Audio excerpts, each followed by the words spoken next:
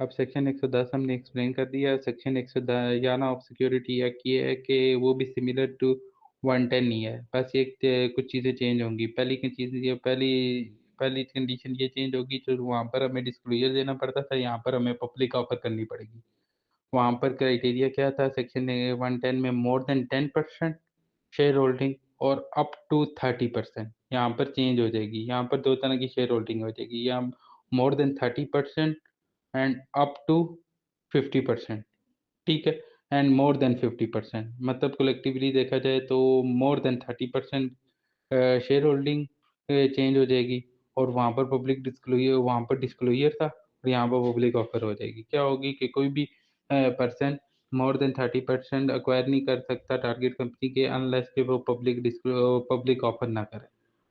ठीक है, वंस उसने फर्स्ट टाइम पब्लिक ऑफर कर ली है, ठीक है, और वो फॉर एग्जांपल उसने मोर देन 30% से 34%, 4% की उसने पब्लिक ऑफर, फॉर एग्जांपल लेने पब्लिक ऑफर उसने कर दी है, ठीक है, और विद इन 12 मंथ वो दोबारा शेयर अक्वायर करता है, लेकिन टोटल एक्विजिशन उसकी 50% से ज़्यादा नहीं होती, तो फिर उसको पब्लिक ऑफर करने की ज़रूरत नहीं है, जैसा कि हमने सेक्शन 110 में पढ़ा था। लेकिन सिर्फ परसेंटेज और डिस्क्लोजर की जगह पब्लिक ऑफर आ रहा है।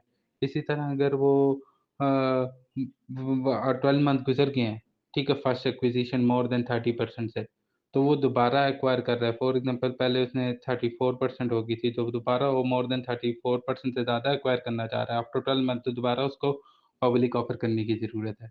ठीक है, इसी तरह अगर वो टोटल बेशक विद इन 12 मंथ्स हो, लेकिन वो 50% से ज़्यादा एक्वायर करना चाह रहा है, तो फिर भी उसको, इवन दो कि विद इन 12 मंथ्स है, तो फिर भी उसको पब्लिक ऑफर करने की ज़रूरत है। ये सेक्शन 1111 है।